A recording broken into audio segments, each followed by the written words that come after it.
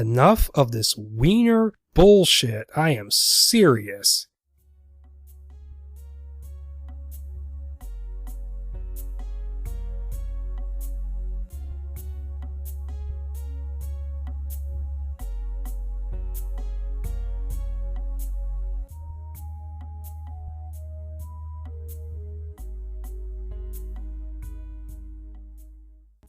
Alright everyone, hello and welcome to episode 22, I believe, of the Screenplay Archaeology podcast. I am your host, Pyramid Head, and today I'm coming at you with another solo episode because I've tried to do this episode a couple times with people and it just didn't work out for various reasons, so I'm going to do this by myself. And today we're going to be looking at Canon Spider-Man, when Canon Film Group in the 80s tried to make a Spider-Man movie, and all the variations this went through for years and years and years. And eventually this ended up leading into the Cameron version, which was the subject of episode 2 way back in the day now, almost 2 years ago, if you can believe that.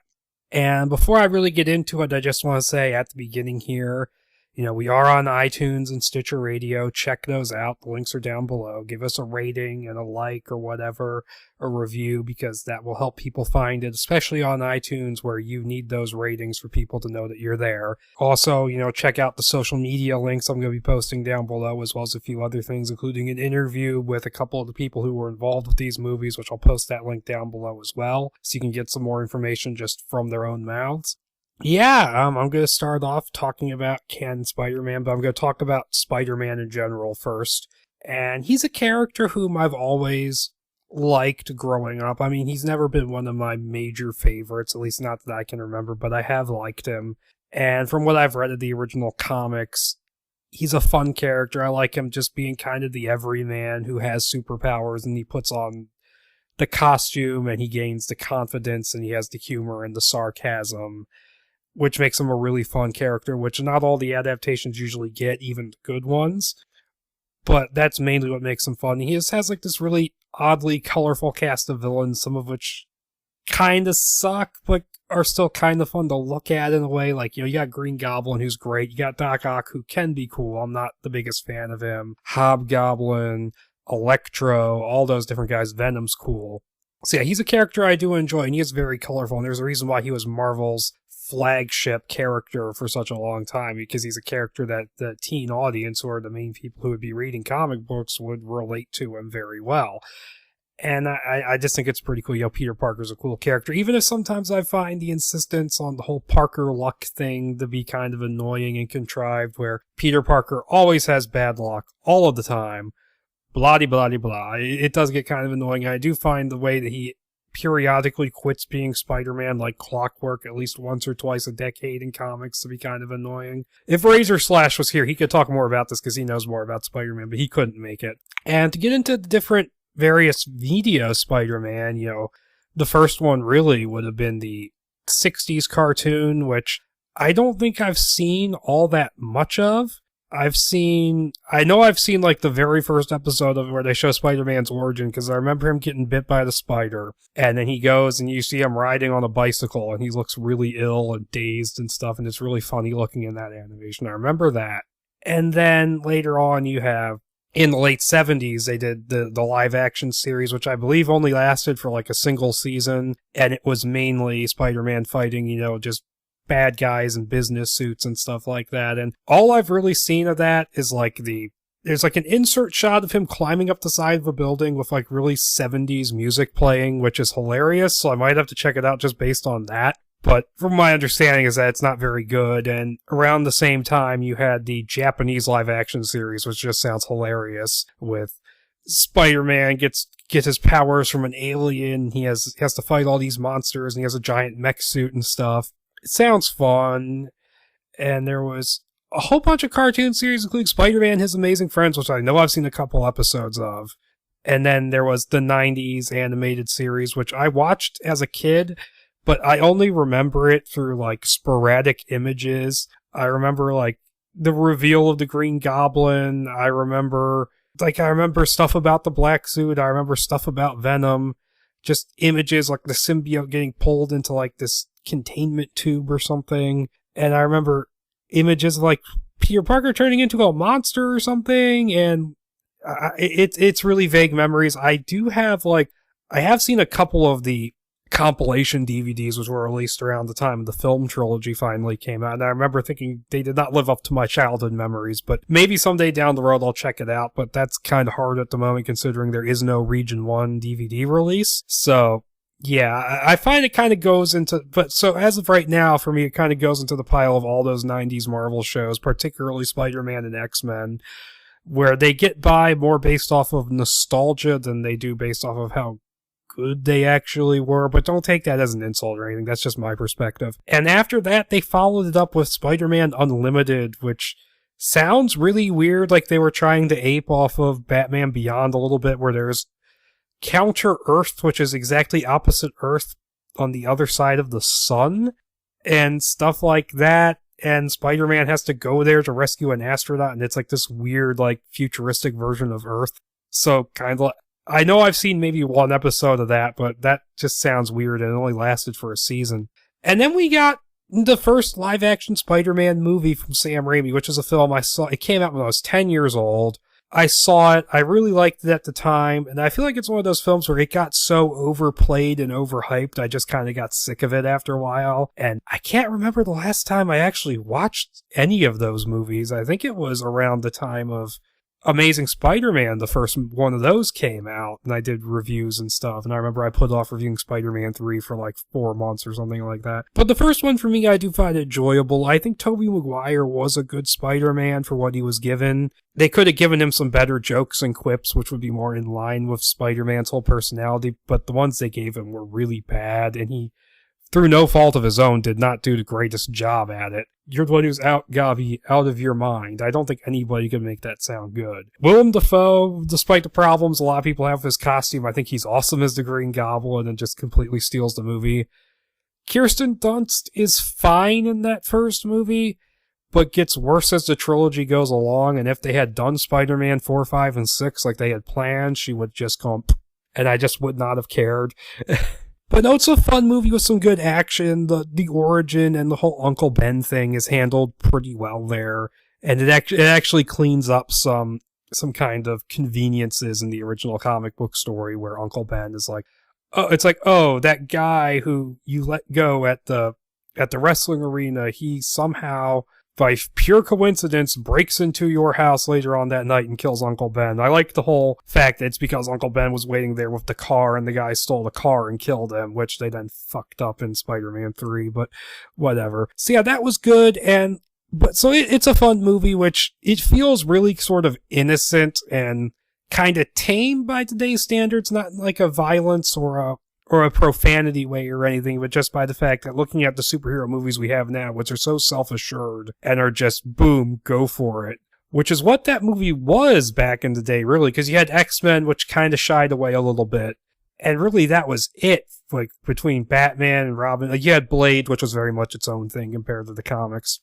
But no, it was such a big thing at the time. It really is one of those watershed moments of the superhero film thing. Because, like, I mean, you had Superman the movie, which was more a big deal for Superman than characters in general. But then you had Batman, which proved that this could really work. But then Batman and Robin kind of killed that off. And Spider-Man is what really revived it with some help from Blade and X-Men.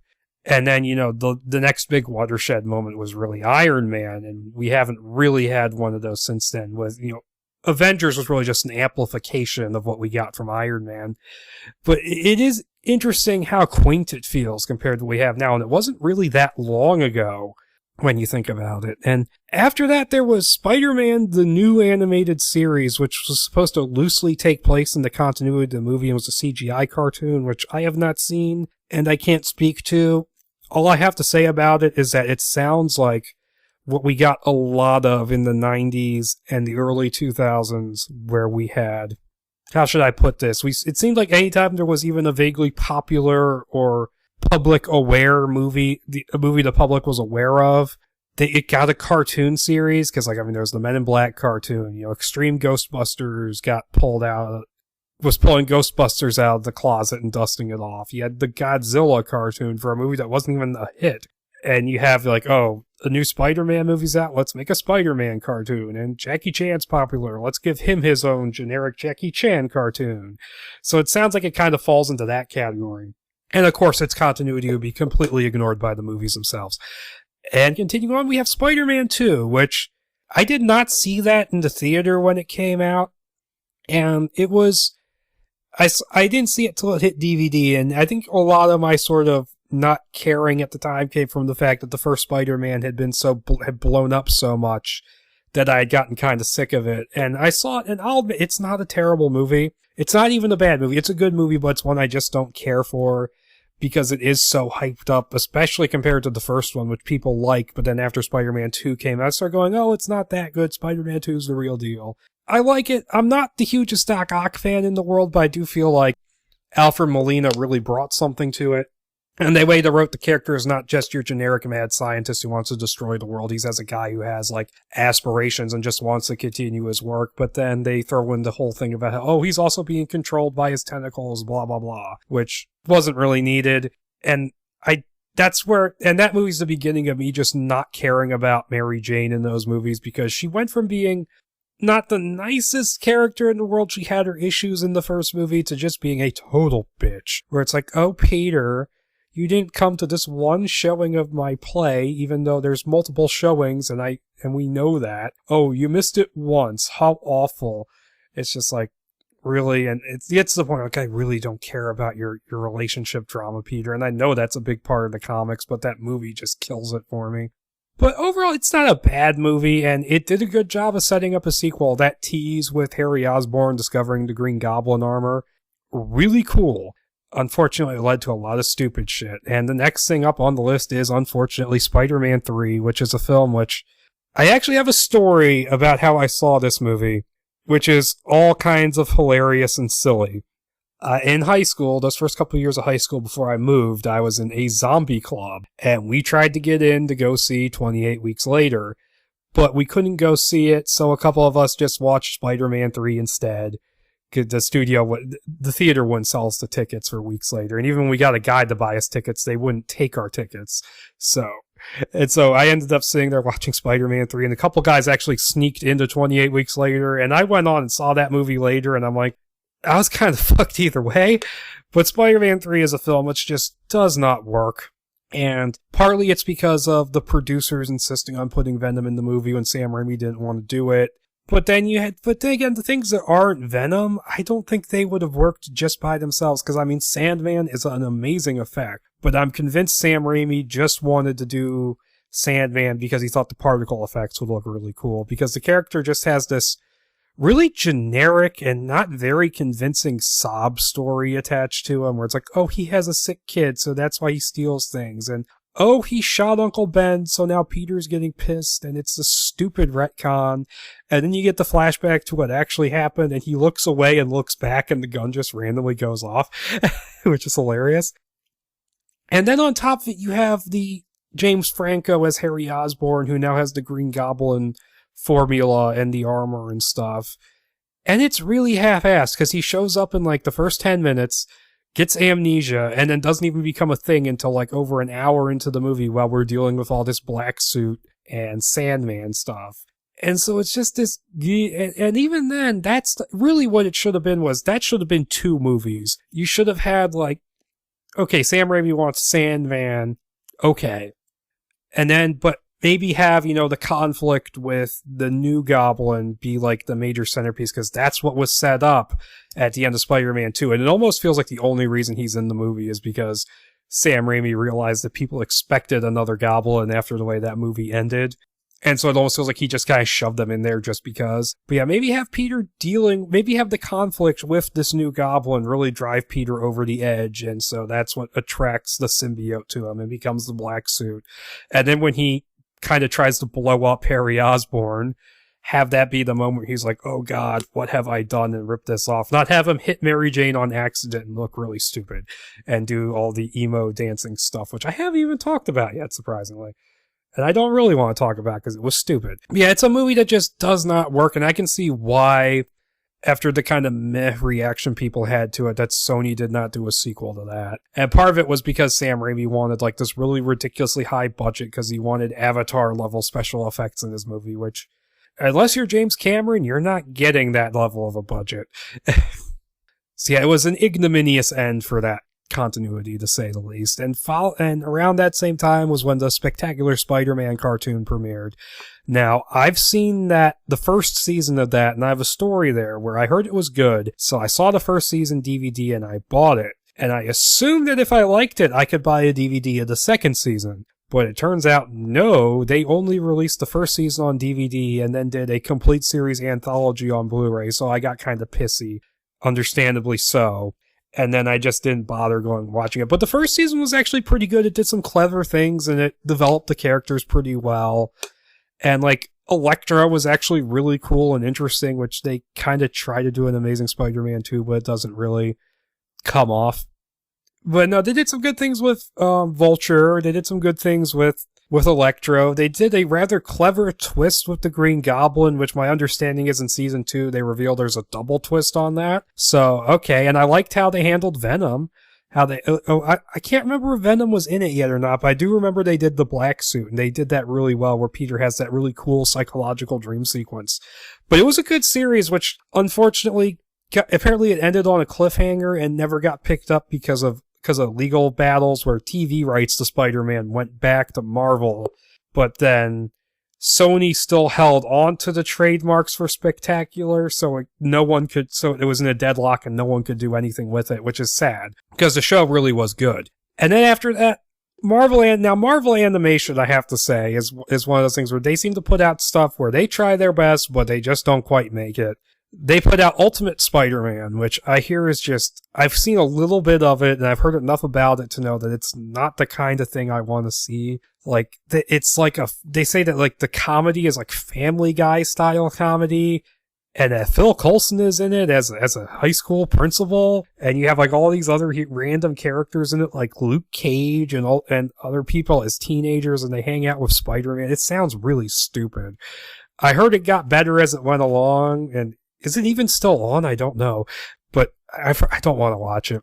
And then a few months after that aired was when the first of the cinematic Spider-Man reboots came out. And that was Amazing Spider-Man 2, which was a film everybody seemed to be down on from the second it was announced, because apparently everybody still wanted Spider-Man 4 after Spider-Man 3.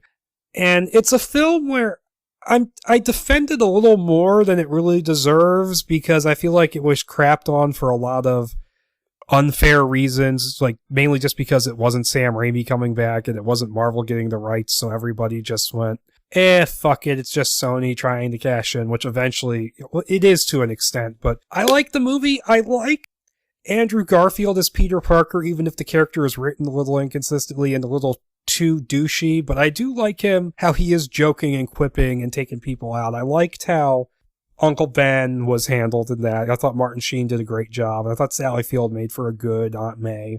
And I liked how they did the whole with great power comes great responsibility thing without actually saying it. And I know everybody hated that, but I liked the dialogue in that scene. It felt really natural. And I thought pardon me, Deus Deacon, if you're listening to this, but I might get the pronunciation wrong. Chris Ifans as the Lizard. He was good. The character could have been written a little better, because they do the whole voices in the head thing, which had already been done with Green Goblin in the original Spider-Man film. So it came off more similar than it should have. But I mean, his plan was an okay villain plan. He was an okay villain. I liked Emma Stone as Gwen Stacy. I thought she did good. I thought their relationship felt very genuine and they had good chemistry. Dennis Leary was awesome. The biggest problem with the movie, though, is that about half the plot was apparently removed from the script before filming, or I don't know if they filmed any of it, they might have, so that they could set up for a sequel, because it starts off with Peter going to Oscorp investigating because he wants to find out about what his parents were doing and why they disappeared or died. It's not really clear which in that movie, they seem to say both.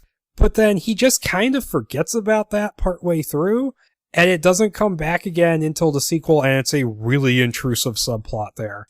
So it's a good movie. It just could be a lot better, and it is, and the ads made it look more like the Dark Knight Spider-Man than the movie actually is. It's not that dark. It's just kind of darker than the other Spider-Man movies were. Now, after this was when The Amazing Spider-Man 2 happened, and Sony wanted to set up the Spider-Man cinematic universe, which was a stupid idea.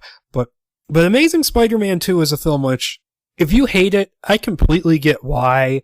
I don't hate it, but it's not a great movie. It's there. It has too much stuff going on in it, for one. And I don't think the Rhino is one of those. I'm fine with him being like a book-ending villain. It's like, oh, he's a thug at the beginning and then he has the Rhino suit at the end. I'm fine with that. I thought the whole Harry Osborn thing, well, a little contrived because he wasn't mentioned at all in the first one, worked okay. And I thought Electro was interesting, and Jamie Foxx did an okay job, but between deleting certain scenes and the re-edit, the character just became a joke. And then you get that whole scene where he's going back and forth with this like Dr. Insano kind of guy in a mental institute, and it's like, what are you doing? And the Gwen Stacy relationship gets really annoying because to appease the people who didn't like the fact that they got together in the first movie, they break them up in like the first 10-15 minutes, and then they spend this whole will they or won't they thing before finally getting back together, and spoilers, she dies. They really should have gone for either Electro or for the Green Goblin, not one or the other. That's another thing. Because as it is, the Goblin, they build up Harry Osborn throughout the whole thing, and then he's just the Goblin for 10 minutes near the end, and he kills Gwen Stacy because that's what the Green Goblin does. And it's a film where I feel like the reason it didn't make as much money as Sony wanted was partly because, it was, they spent so much money on advertising, they never could have made the budget back. And secondly, because there was such a marketing blitz that even if the trailers didn't give away as much as they did, people would have felt like they had kind of already seen enough of the movie to the point where they were sick of it, so not as many people went to see it. Then you have things like them releasing it at like different places at different times, like a whole month before it came out in the US, so people got the buzz for it before we even got to see it. And it was just a mess on Sony's part, and I'm glad they eventually relented and signed over to Marvel because the plans they had going forward sounded really dumb. Like, they wanted to do Amazing Spider-Man 3 and 4, but they also wanted to do the Sinister Six movie and a female-led spin-off, which had the working title of Glass Ceiling. God, that makes me angry because it's just a stupid title for a movie, especially a superhero movie. And among other things, like there was a couple, like they were talking about Venom. There was the rumor of the Aunt May spinoff, but I don't believe that was real. But it's one of those things where I don't think it would have worked because I don't think Spider-Man has enough to support an entire expanded franchise like that. I don't think it could have worked. Whereas with X-Men, the reason why Fox, even though they're not really doing that, could possibly do like a whole big expanded universe is because there's so much X-Men material. I mean, the Sinister Six movie actually would have come out like a couple months ago, which is kind of funny when you think about it. And there was people on Facebook going like, man, that Sinister Six movie was awesome. It's totally better than Suicide Squad. Which, that whole thing just made me laugh. But the plan, and then there was the whole thing about how Andrew Garfield wouldn't have been coming back anyways because he got sick and missed a meeting, and the Sony executives took that really personally. And so he didn't, and so he got fired, so it would have been a new actor playing Spider-Man anyways, so they might as well have rebooted that continuity. And then, they got the rights back. Marvel got the rights back from Sony, like they're collaborating. And so Spider-Man ended up being Captain America Civil War, which was a really good movie, and Spider-Man was really cool. Tom Holland did a good job with the whole quipping during fighting and just being a really fun character. And I didn't mind what I saw of Marissa Tomei as Aunt May. And he had good comedic chemistry with Robert Downey Jr. And I'm curious to see where they go with him as a character. I mean, the trailer for Homecoming hit a little while back. It looks like a good movie. It looks like the most overtly trying to be comedic of any of the Spider-Man movies, if that makes any sense. Because it does feel very much like a John Hughes kind of high school comedy. It's what they said they were going for, which I think is kind of a good idea, because you're going to start with Spider-Man young. And that's a smart idea if you want to set up a long-running franchise, because as the actor ages, the character can age along with him. So you can keep him in high school for a couple movies, which keep him in high school for a couple of movies and then keep moving with him as he goes older. I don't know if that's ever going to pan out in the long run, but I like Tom Holland in the role, and the trailer did amuse me. And weirdly enough, I'm less looking forward to it as a Spider-Man movie and more as just like, ooh, Michael Keaton's playing the bad guy. Awesome. Because Keaton's playing the Vulture, and he just has this line in the trailer. He's like, I'm going to kill you and everyone you care about. I'm like, okay, awesome. I'm here for Keaton, less for Spider-Man.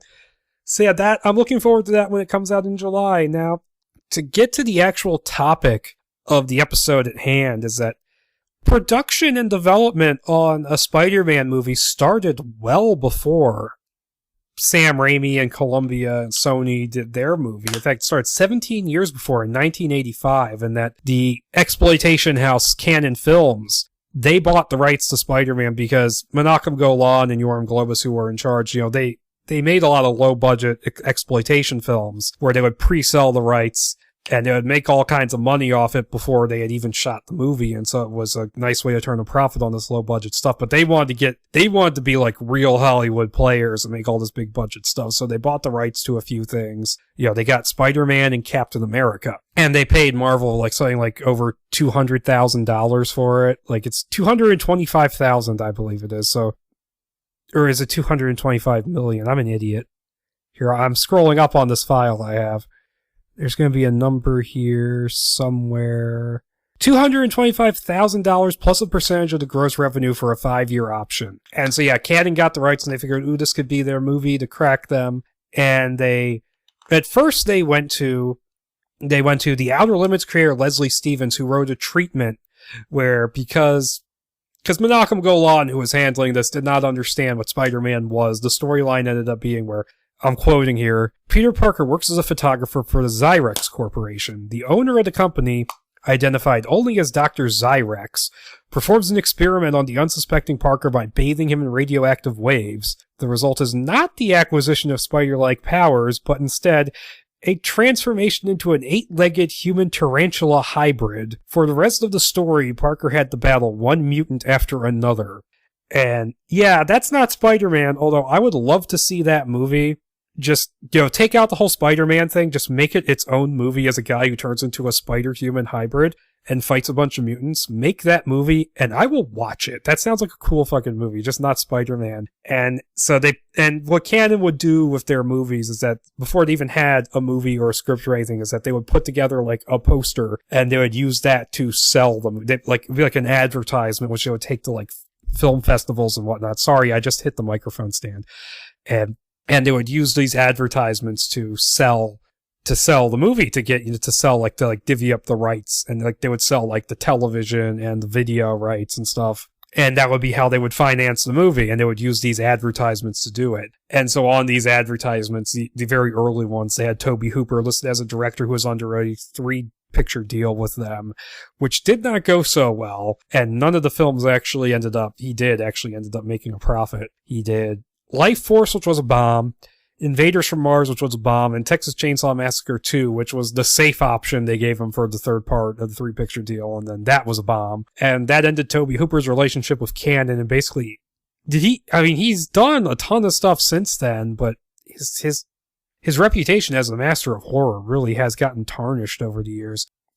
So yeah, at that time, but to backtrack a bit, Stan Lee saw the Leslie Stevens treatment, and he hated it. And at the time, he had worked with a couple of writers who were Ted Newsom and John Brancato.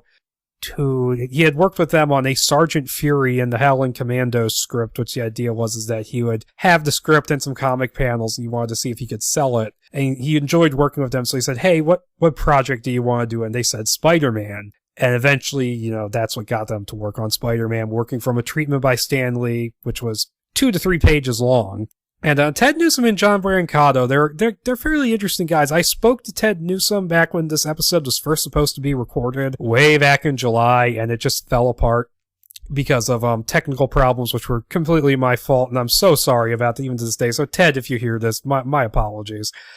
But he had worked on a few things. He was mainly a documentarian. He had made a documentary about Hammer horror, which I need to watch because I love Hammer stuff. And his partner at the time, John Brancato, went on to write a number of blockbusters, most of which, because him and Michael Ferris, who worked together on several things. They had their names on Terminator 3, Catwoman, and Terminator Salvation, and there's a few other things in there probably. Those are the main ones I know of them. And okay, I don't know how many of those ideas came from those guys.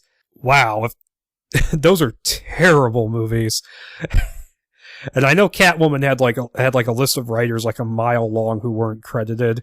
And like there was Daniel Waters who wrote the first draft way back in the 90s, had nothing to do with the final film, and said, "Don't put my name on this, please." He might have a story credit, I can't remember. But so yeah, that's kind of the background we're looking at here. But no, they turned in a script based on Stan Lee's outline, where the basic storyline here, and this is the first full screenplay I have. I only have about 2 or 3. And the storyline in it is that Peter Parker is a student at Empire State University, and he's been aged up a bit from the comics, and at the same, university you have Otto Octavius, who is a physicist who is using a cyclotron, which is a kind of particle accelerator, who's trying to find proof of this hypothetical thing called the fifth force, where you have there's like these other forces like gravity and a couple others, and there's this hypothetical fifth force, which is supposed to be this cosmic thing which holds the universe together. And he's trying to find a way to do it, but he's neglecting his classes. And so he basically gets fired from his job and denied access to the laboratory. And he goes, but he breaks in and performs the experiment anyways, which then causes the cyclotron to explode. All this weird sort of physics-bending stuff happens, and it ends with a spider getting mutated, which then bites Peter Parker, who wanders in later trying to get pictures for his newspaper job for J. Jonah Jameson. And he gets bit, and he develops the powers, and then he goes on TV and stuff, because in the original comics, Spider-Man actually went on TV and talk shows. Here he goes on Letterman, and eventually, the incident happens where he lets the robber get away, who then kills his Uncle Ben, and that teaches him the lesson about great responsibility and to become a hero. Meanwhile, at the same time, Doc Ock, because of the explosion, his tentacles, which are like these mechanical things called Waldos, which he used for his experiments, they basically melded with his body, and now he's trying to repair the cyclotron, and he's doing these robberies to do that so he can continue his experiment. Only his experiment is causing problems where it's basically causing the universe to almost be destroyed, and it's causing all these weird physics-bending things to happen all over the city. And so Peter Parker, Spider-Man, has to stop him. And I usually save the point by point descriptions of these scripts for when I have when I have someone else with me to talk it over with, namely Deus Decum, where we go way too over the top with it and go way too over long with it, in my opinion, sometimes. But the script on the whole, I can say, is very fun. It feels like it would be a good Spider-Man adventure. I like how Peter Parker, he feels like a real person. Like he is just this kind of, a little bit socially inept nerd who's not very good with people, especially women. And he has kind of a crush on Liz Allen, who's dating the jock Flash Thompson. And he's pretty cool. And when he's Spider-Man, he can be very funny at times. There's some cool Spider-Man action. Like there's a scene where, as a result of what's happening with the cyclotron, it causes a subway train to just get pulled up through the surface of the streets and go flying, or something like that, and he has to go save people. That's a really well written scene. And the big climax, of course, is the big memorable action set piece, where the experiment is going completely insane, and the science building is lifted up and is floating across the city, and there's this big dimensional hole that's going to suck everything in. Very cool action scene, and it involves a lot of cool stuff where the building will rotate around a bit, and Spider-Man has to keep, using his webs to keep up with it. And I thought it was really cool. And there's also a fight scene between Doc Ock and Spider-Man in a junkyard where Ock actually has him dead to rights, and I like that because it shows that Spider-Man isn't completely invulnerable, and it can get his ass kicked from time to time. I think that's a great way to take it. Moving on, just checking my notes. Now there's some stuff in here that could be a little bit better. It's a good script. I like the addition of Ock having these colleagues that he has different relations with. You have Razumov, who's nicknamed Roz, who is basically his friend, who tries to be understanding with him, but then eventually just, has to do what he has to do. And you have Thorkel, who's just the dick, essentially. Or the jerk, as Ted Newsom called him. And And the name is actually a reference to the movie Dr. Cyclops, an old science fiction movie.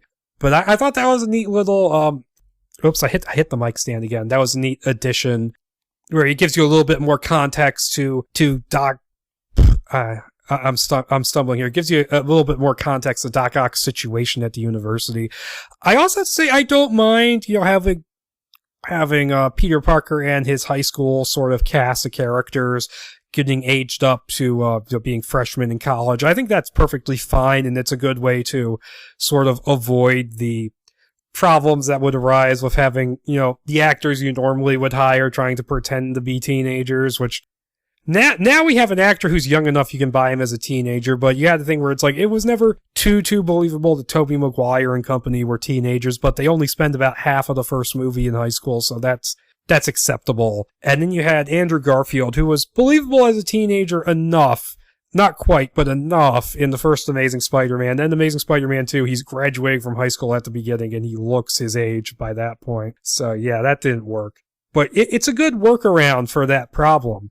And I have to say, I didn't mind picking Liz Allen as the love interest in this instead of the other ones. And as Ted Newsom told me, he said the choice was because she was a cipher that no one had really done much with her. And I like her. She's got this kind of quirky sort of sensibility in it where she has like this very 80s sort of way of dressing and acting, which worked pretty well for the movie. Harry Osborn is in it, and his father actually I don't think is mentioned at all, so they're kind of seeding ideas for later on without being overt with them, which is actually a really smart way to do things, which some of these comic book movies should actually do.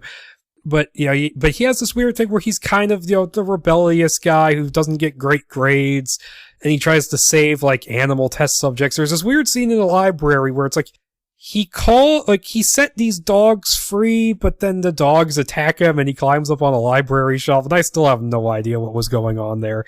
It's that weird. And I do have to say, I do like the villain. I do like Octavius in this. Now, I'm not the world's biggest fan of Doc Ock by any means, but the choice Ted Newsom and John Brancato made was interesting because Stan Lee in his treatment said, he gets these tentacles, then he wants to become the greatest criminal mastermind who ever lived.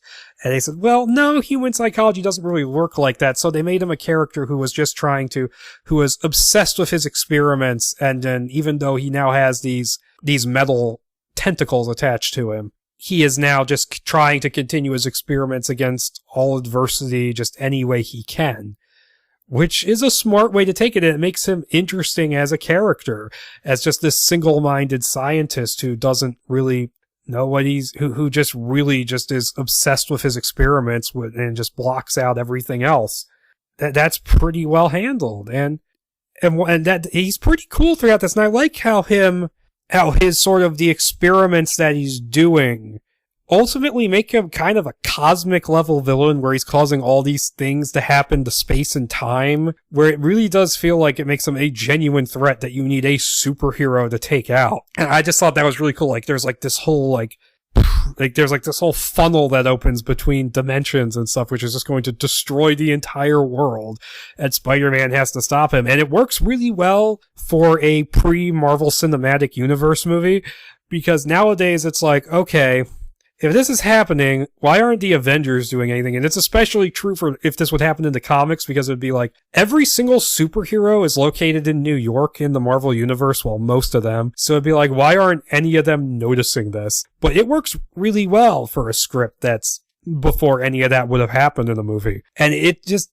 goes this cool direction that I like the whole cosmic angle to it. It's a really interesting idea. And apparently the whole Fifth Force thing was John Brancato's idea, so credit to him for that. Now, and I do like how Ock at the end gets just totally fucked up, because what he does is that Spider-Man basically tricks Doc Ock into destroying part of the cyclotron, which then opens up this rip, and Doc Ock gets sucked into it and killed. I'm like, it read pretty brutal for a villain death scene. It's like, oh, okay, wow. So yeah, overall, it's a good, fun script. Some problems that has is that Aunt May and Uncle Ben, while they're fine in the script, aren't really given much time. They're just kind of there. And then Uncle Ben dies, and eventually sort of Aunt May is just kind of gone from it after a while. And they're fine, but they could be given more to do, especially Uncle Ben, to sort of get his and Peter's relationship down a little bit more definitively. Another thing is that there's some weird kind of almost horror-ish elements in this, where when Doc Ock does his experiment for the first time and the cyclotron explodes, which then irradiates the spider and melds the Waldos to his body, J. Jonah Jameson just sends Peter in there. First of all, holy crap, J. Jonah Jameson left his office. Like, that hardly ever happens. He goes, hey, Peter Parker, go in there and take some pictures. Peter Parker goes in, and there's weird stuff like a lab rat that's been melded to its exercise wheel, and like dogs that have been like melded into cages. There's stuff that's melded into the floor, and it's like all weird and surreal. And when I spoke to Ted Newsom because he would have been completely in on the episode, that he said that was written in because at the time they were writing, it was still likely that Tobe Hooper would direct, so they wrote in some kind of horror stuff to sort of appeal to him. And the Dr. Cyclops reference was put in as well. So yeah, so it's weird and doesn't really fit the tone of Spider-Man, but it was still kind of interesting to read, so it's a flaw, but it's an interesting one. Overall, though, there's not really a whole lot wrong with it. I think that also when he goes in there to take pictures, that's when he gets bitten by the spider, I should mention. I believe in this draft he actually does squash the spider. Oh, it doesn't say in my notes. I might have to check the script again after I'm done, but I'm pretty sure the spider gets squashed in this version because I specifically noted for the rewrite that he doesn't. And so yeah, there's that, but yeah, so those are really the flaws. Like, Harry Osborn as a character is kind of weird. Aunt May and Uncle Ben, and I don't mind the way Aunt May is rewritten to be this kind of cool, hip old lady, which Newsom has said that, they rewrote her like that because they considered the Aunt May in the comics to be such a pain in the ass. And they actually asked Stan Lee when they were going to write it, they said, oh, could we kill Aunt May? And he said, no, people like Aunt May. Which is pretty funny. So yeah, their first idea was to kill off Aunt May. But no, it's a good script, and Cannon went for it, and I have this document which is just documenting like the whole development process of Spider-Man, where there was some concern over the effects budget, and Newsom and Brancato actually outlined, how they could do all these effects affordably.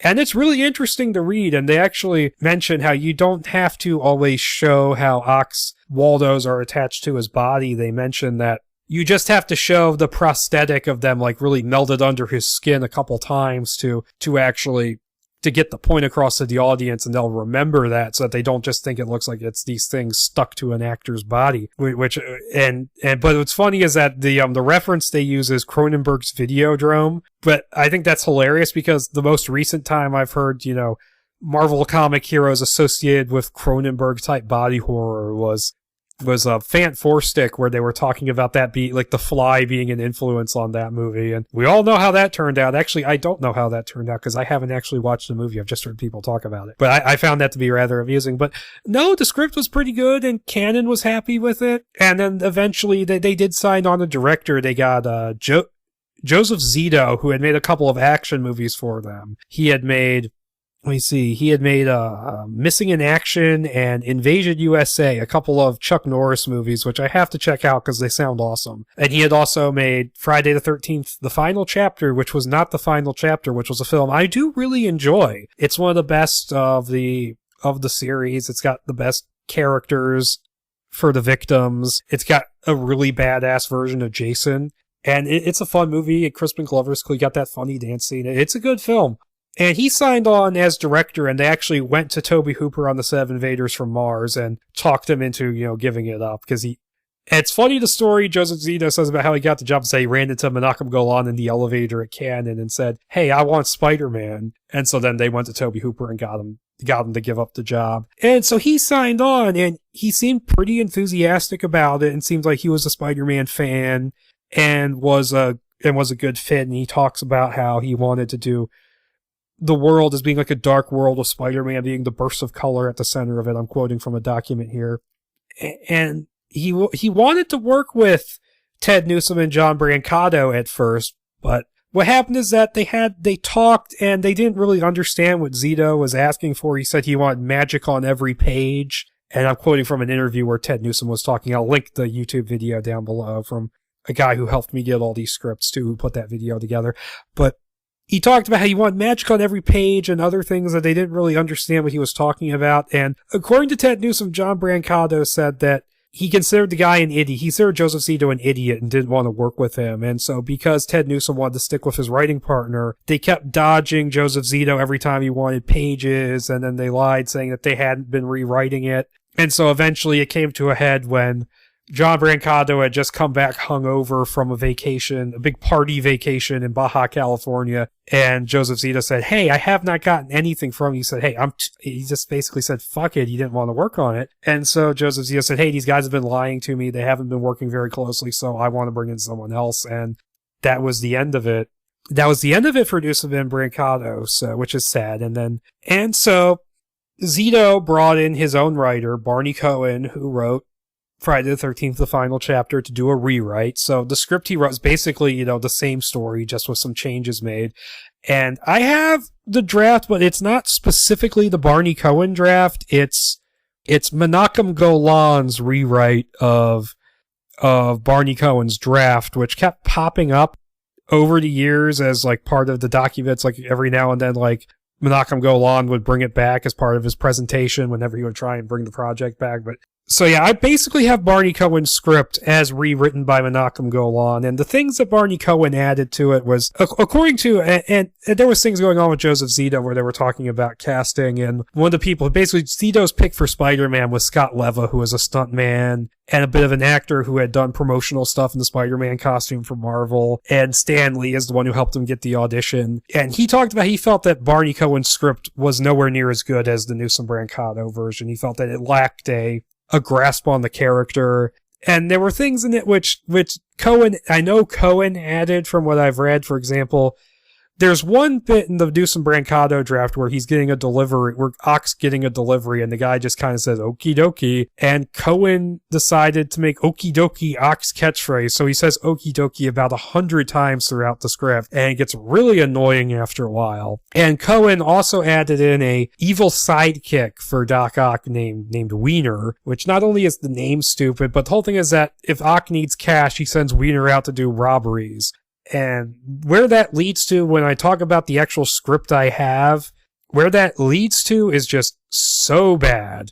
I don't even want to bring it up. But as Scott Leva said, he felt like that Cohen didn't really have a grasp on the character. He wanted to make it all about the action, and that Spider-Man's humor wasn't really there. Like, the character of Spider-Man just felt subsumed under Barney Cohen's writing.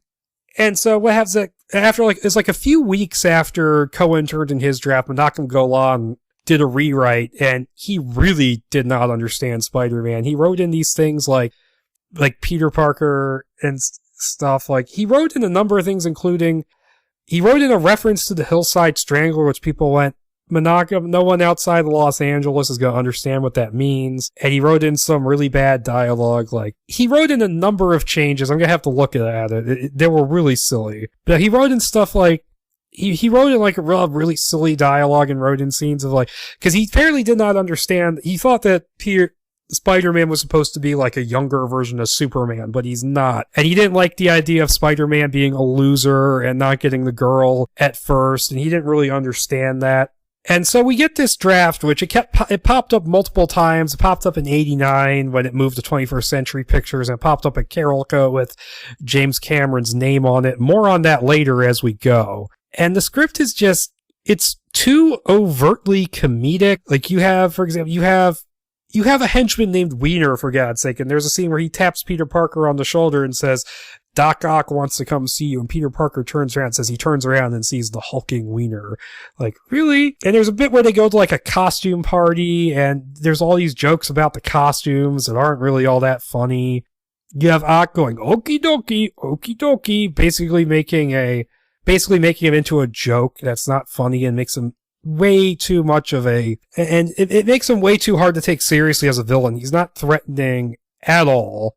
And as it opens, he's locked in the cyclotron room, which is a particle accelerator I might mention before, doing his experiment, and he's already like practically destroying the building, and he even sets his classroom on fire. And then he decides he's just going to go teach his class, and they all sit down in the room that was just recently on fire and has a big hole in it, and have a class. And like, I don't know if that's supposed to be funny or if it's supposed to just be weird and surreal. I don't get it. And this whole script is just odd. And it's really poorly copied so that there's where it seems like scenes seem to splice together. It's not pages out of order. It's like they copied it and certain scenes feel kind of spliced together where the page cuts off, which makes it really odd to read. And the way Doc Ock and Peter Parker sort of relate in this is that instead of being just his student, there's this thing about how Peter Parker is writing a paper and gathering data about this celestial alignment, which for whatever reason is hugely important to Ock's machine. And Peter Parker won't show him the data, so Ock orders Wiener to go steal it. So you have multiple scenes of Wiener following Peter Parker around trying to steal the data. And I'm like, why is this a thing? Why are we working in astronomical alignments like this is some shitty wannabe biblical thriller? I don't understand it. And then you have the scenes with Uncle Ben and Aunt May are almost identical aside from a few changes here and there. Just even individual lines are the same. And okay, so what happened in the first draft when Ock did his experiment that went wrong was that he got kicked out of the lab and then he made a jerry-rigged key card to let himself back in. I don't buy that would work, but okay, he's a genius. Here he just goes to Thorkel and says, okay, I'll leave tomorrow. Let me work in here tonight. And so he's doing the experiment and he's slapping the spider away. And then the spider gets energized and then during the midst of this big explosion, then it bites him. And it's implied that the spider bite has something to do with Ock's transformation, but it's never really made clear. And all it really leads to is a couple scenes later on where he's kidnapping Liz Allen and Spider-Man's going after him. He's going you fraud, I am the real Spider-Man, which is just a terrible line of dialogue. And I really don't get what it is, when Peter gets bitten by a spider, he is sneaking into the building to get pictures, but none of the weird horror stuff is there, which, okay, that's fine to write that out. But then the spider crawls away and you never find out what happens to it, so more people can become Spider-Man now. And he develops his abilities really fast, like he's walking down the street right after he gets bit, and then just starts jumping up and down, climbing up on buildings and stuff. And he meets his theatrical agent while he's doing this instead of later on in the original script. And there's a bit where he takes him to the wrestling ring, which did happen in the previous script, but it was different. And and in the original script, which was kind of funny, he was fighting Hulk Hogan, but in this he isn't. And the ring announcer calls him Superman by mistake. And of course, you have Wiener trying to steal the data and he goes to Peter's room to try and steal his data, and then he runs into Spider-Man and gets his ass kicked off the roof.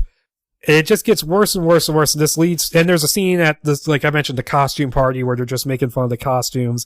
And there's also a bit where Aunt May keeps mishearing what Peter is saying, and it makes it sound like sexual innuendo, which is just why. And then, okay, here's where the really, really awful change happens, and I know Barney Cohen introduced this.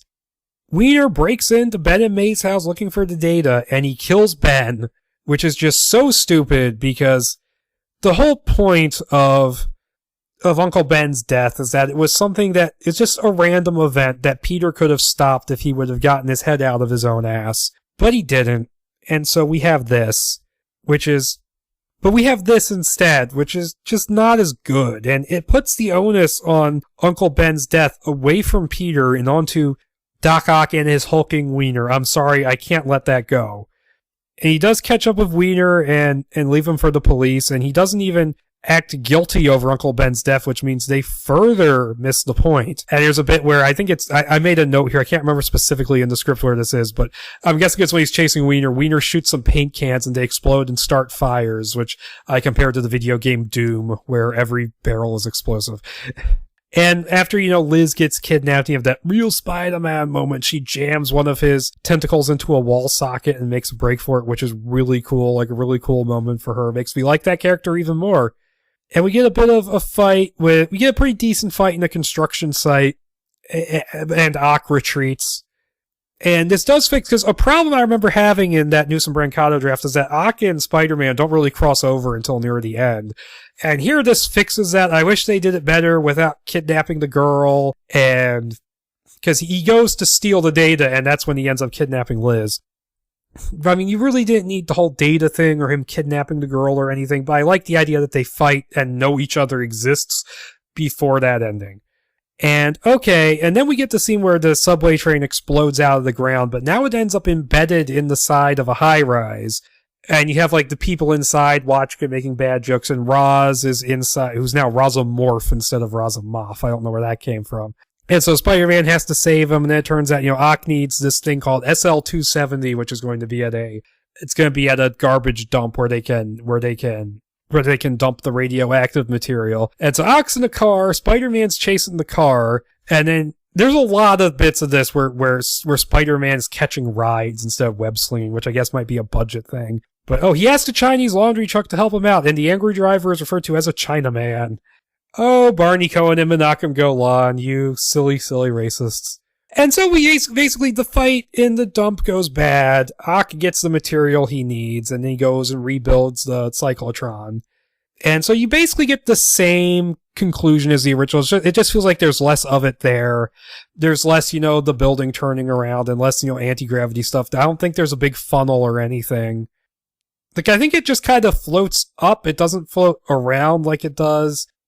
But it just feels smaller. And Liz in this is actually in the building floating around. Like, I can't remember if she was in the original, but she's looking for Peter because she doesn't know Spider-Man is Peter yet. And so he has to look after her while stopping what Ock is doing. And I can't find what happens to Ock in this draft. Yeah, and Roz is in the building too, and he's confronting Ock, and then Ock breaks the floor, and Roz falls to his death before Spider-Man can save him. So Roz dies in this draft, which is an interesting change, I guess. He's calling back while he falls, saying, "Spider-Man, only you can save us," which is kind of funny. And Ock says, "Forget that old fool insect," even though, oh god, this line of dialogue here. "Forget that old fool insect, my Spider-Man. Come join me on my fantastic voyage to the seventh heaven." And this is all as the planets are coming into alignment, which is just stupid pseudoscience for this. And they're fighting, and it reads like a pretty decent fight here now that I'm looking at it. And there's like a counting down thing, and Spider-Man has to stop it before it goes all the way, before everything can get really screwed up. And Liz actually helps out during this part. "Spider-Man, your end is coming now. Life in its present form is ending. New dimensions, new horizons." Yeah, the energy flow happens, which is like the big, dimensional funnel thing. And Spider-Man and Liz have to hold on tight. There's too little power for it. Yeah, like, they cut the power, but he has broken through to another dimension. Okie dokie, now that's what I call an experiment. Yeah, he, becomes part of the light that's coming in through the dimension hole or whatever. And that's all that happens to him. That's not as cool as Spider-Man, making him hit a part of it and then get sucked in. That was a much cooler death scene. And then him and Liz just have to escape from the now falling building. And then I believe Liz does find out that Peter Parker is Spider-Man.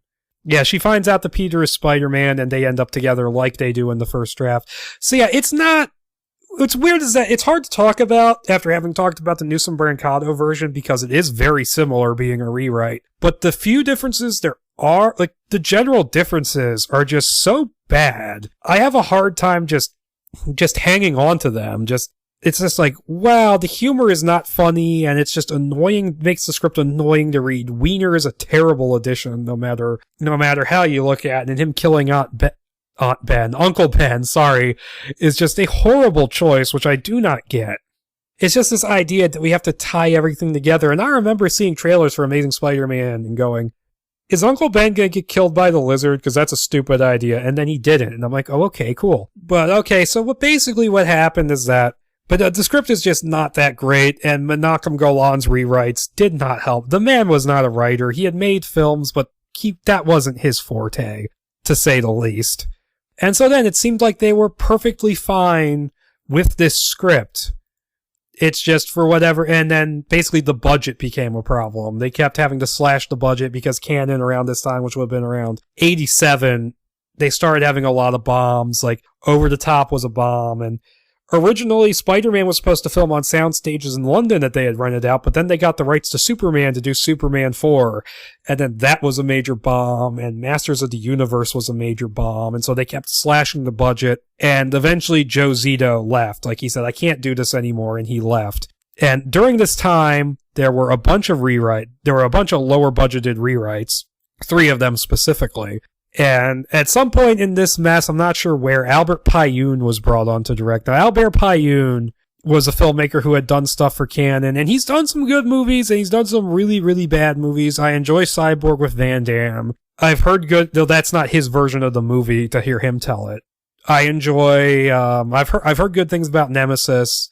I've heard good things about Radioactive Dreams and The Sword and the Sorcerer. Captain America is terrible, and he did a movie with Seagal called Ticker, which I've heard is just terrible. So yeah, he's a mixed bag of a director. He's the guy you bring in for low budget stuff. So yeah, they decided they needed to slash the budget, and the first writer who got brought in on this was Shepard Goldman, who I'm not really familiar with his work, and the documents I have with me don't really say much about it, so I only have the things that Ted Newsom has said about it to go off of it. And according to him, it was a rewrite of the Menachem Golan rewrite, which he described as all he could remember about it was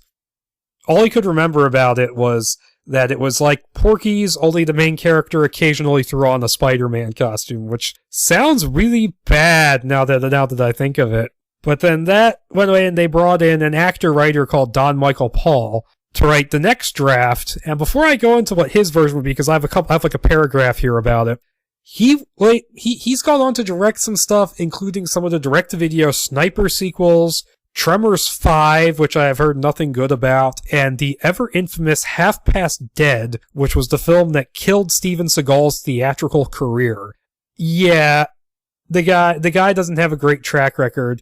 Now, these writers who were brought in to write low-budget versions, I'm not going to give them too much crap for their ideas, because they were basically brought in to go, okay, you have to do this for a budget, and they were stuck in a tight spot. Shepard Goldman, I don't know enough about his version to really say. Don Michael Paul came in to write. His supposedly is, according to this, is the most drastically different version. The origins of Spider-Man and the villain are connected, but Doc Ock is nowhere to be found. In his place is the Night Ghoul, a hybrid between a human and a vampire bat that was created via genetic manipulation. So, man-bat, basically. While the Night Ghoul seems like a mindless creature, it is ultimately revealed to be an altered scientist who has set about avenging the deaths of a group of other scientists who were brutally murdered. The script itself was fairly violent and bloody, and it was still too expensive. So yeah, that sounds pretty bad. That doesn't sound... Okay, it doesn't necessarily sound bad, but the whole idea of just bringing in another villain, just creating out of whole cloth, just seems kind of like, why? Unless maybe they were thinking we could save money by not licensing another character. And then next they got Ethan Wiley to write a low-budget version. And Ethan Wiley, I'm not that familiar with his work. I know he was involved in House and House 2, but he also wrote and directed one of the worst movies I have seen in recent days, which was Children of the Corn 5, Fields of Terror, which was we're trying to ride the coattails of Scream Children of the Corn movies, and I've wasted enough time talking about that movie back when I did a review of it in October, so look that up, look up the Children of the Corn reviews on my channel. I watched all of those pieces of shit. But yeah, that was a terrible, I hit the mic again, I'm sorry. I have a new mic, so this is kind of new to me. It was just a terrible Scream wannabe of unlikable characters, and it sucked. Now, here's his thing, is that according to Ethan Wiley, he needed to write it for no more than $5 million budget, and he didn't know what the actual rights were, so he only knew he was told not to use other villains, so he created his own sort of plot, and he decided that in order to keep the budget down, he decided to make it a Peter Parker movie about him becoming Spider-Man over the course of the movie. Here, let me see if I can find it. It was that Peter Parker becomes Spider-Man almost at the end of the movie. My thinking was that I wouldn't have a lot of money to have him flying all over the city doing lots of what would have been at the time blue screen shots. So I avoided a lot of that and really focused on the evolution of Peter Parker into Spider-Man. I kind of explored that aspect of the story in more detail perhaps than earlier or later drafts did. I think the appeal would have been watching transformation take place. He had a scene on the David Letterman show, which he says might have come from an earlier draft, and it did. He's just not sure. He was the first teenage superhero, blah, blah, blah, blah, blah. When we find the actual plot, I had a very dark plot revolving around the doctor who was doing this experimentation with genetics, had been ostracized by the medical community because of practices they considered to be unethical. Peter Parker, who works for this doctor and learns late in this story that he's not the upstanding medical professional he claims to be, discovers that he has been duped into assisting this doctor in his very ethically dubious experiments. And the way the doctor is financing them is that he's found a byproduct of his experiments that have created a super cocaine type of drug that is very dangerous, which is called T-Devil. He sells this to the mob, and Peter Parker learns later in the story that he is the drug is destroying the teenagers that Peter Parker associates with, and learns later in the story he is inadvertently responsible for this drug epidemic. Pretty dark and edgy that could bring a real, modern, contemporary angst to the character. It was called T-Devil in homage to the Tasmanian Devil, and it was a heightened type of crack cocaine where people would take the drug, get superhuman powers as a result, get an ultimate high. Ultimately, their heart would explode. Yeah, and Stan Lee hated this because he thought it was too dark. He wanted to make it an exaggeration of reality and bring the drugs in to make it feel current and more, you know, sort of 80s in its way, more relatable to the 80s audience. And oh, here's more. At the end, he comes back to the warehouse to confront the Doctor with his evidence, and the Doctor is now fully transformed into this kind of Scorpion Man. This leads to Spider-Man and Scorpion Man duking it out with equal kinds of powers in a mano-a-mano epic battle in a contained warehouse, which was part of the low budget. We can build a set, tear it apart, and most importantly, we're not flying all over the city. Okay, so that's smart. It seems like he did a fairly decent job with this, but what ultimately ended up happening is that, of course, my throat got stuck a little bit there, is that Cannon went even deeper into the shitter, and they were partly funded at this point by basically an Italian mob guy named Giancarlo Peretti, and they kept having flop after flop after flop, and eventually they decided that firing Menachem Golan would be sort of the sacrificial lamb. And then when he was forced out of the company, they were supposed to pay him a lot of money, but instead he took properties with him as part of, you know, the golden parachute, as they call it. And he took Spider-Man and Captain America with him to 21st Century Films, where he formed it. So this is essentially the end of the canon thing, and goes on to be, and it continues on 21st Century Films. Now, that was the end of the Spider-Man property at Canon Films specifically. And like I said, Menachem Golan, he took the rights to the character with him when he went and established 21st Century Films, his own production company, which eventually made the Captain America movie. And, oh God, I wish they didn't. But he took the rights with him. But before I go into the 21st Century Films phase of the production, I want to talk about another script which kind of falls between the cracks of canon and 21st Century, and that is Spider-Man: The First Adventure, which is written by Scott Leva, the guy who was up to play Spider-Man when Joe Zito was directing the project. And his story of how this all came to be was that they're at the period where the budget, they couldn't get a script that was workable within the budget that they needed, so the project was on hold, and because Scott Leva saw the problems being they didn't have a proper script, he decided to go write his own. Now, he says he wrote it for Joe Zito, but the draft I have is dated August 1989, so that's why I'm kind of putting it in between, because I have a few sort of iffy questions about this draft. Because August 1989, by that point, Joe Zito would have been off the project for about 2 years now, so that makes about as much sense as anything. I'm not saying Scott Leva's lying, I'm just saying, I don't know all the facts, so I'm making it an in-between thing. Now, the plot of this script, it kind of follows the outline of the plot that Canon had been going with before then, which is, it's got Peter Parker in college with his usual sort of cast of high school characters. You got Harry Osborn, Flash Thompson, and Liz Allen, of course. And they're in college at Empire State University, and the villain is Ock again. This time he's a scientist who's working for the Cadence Corporation, or it's corporation or group or something like that. He's working on creating this special sort of gamma ray beam, which is supposed to cure cancer.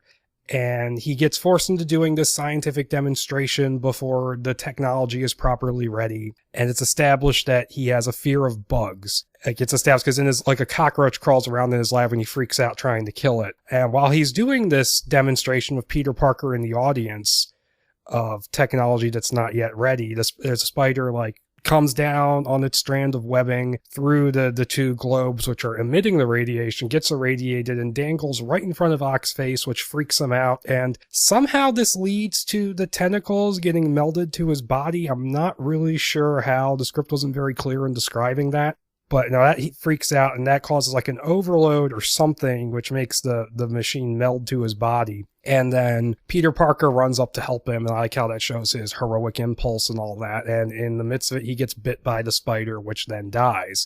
And so Peter Parker develops his powers and learns how to use them. You get Uncle Ben and that whole thing, Uncle Ben getting killed by the robber, which is done pretty well here, better than all of the other drafts outside of Newsom and Brancado's draft, which does it pretty well as well. And then Ock, whom the Cadence Corporation has decided that Ock is a liability, and they decided that because apparently, like, he's injured and also something, like, happened to his brain waves or something. It's really weird. So they've decided they're going to take his notes and they're going to basically cut him loose. And because they want their tentacle property back, which is it's the machine called the Octopus, they're going to operate it out of him and leave him permanently disabled. So Ock goes and decides, fuck them, I'm going to get my technology back no matter what it takes, because he's also now mad, which is a pretty good indicator of what he is. Now, this doesn't have any of the weird, like, science fiction-y stuff going on. Like, there's no bending of the laws of physics, there's no bilocation, nothing of that caliber. It's mainly just Ock trying to get his stuff back and then causing problems as it goes along. And it's a pretty good script on the whole. I have to say I enjoy it. It's hard to kind of describe separately, but it's another Doc Ock kind of story. I like how Ock here is probably the most sympathetic that he is in any of these drafts, because he's not solely obsessed with just doing this experiment at the cost of other people's lives. It's very much a thing of he gets screwed over and he wants to get back. Like, these people really want to hurt him, and of course he's going to get pissed off about that. And the fact that he's been fucked up by the experiment just makes it worse, which I think that's a pretty good way to go about it. And one thing that's kind of funny is that the Cadence representative who talks to him is named Newman. And so every time he walks in, I just go, hello, Newman. Like, I think, like on Seinfeld, I was just picturing him as Wayne Knight the entire time.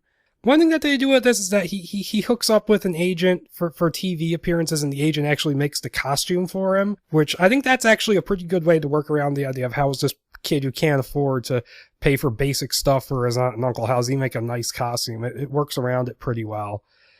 And you get some fun stuff here with Flash Thompson becomes like a big Spider-Man fan and stuff like that, which is fairly, entertaining.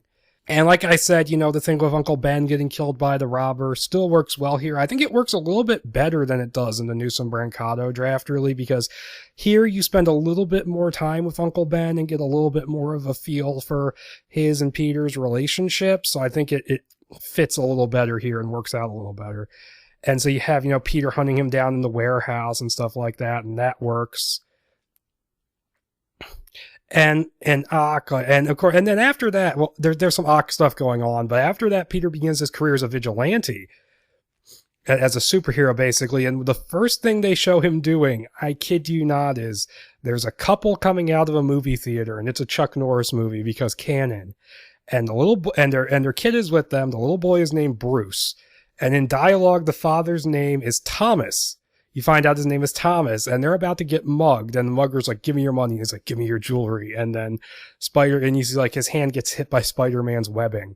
So yes, in Scott Leva's Spider-Man script, Spider-Man saves Bruce Wayne's parents from getting killed by Joe Chill. How hilarious is that?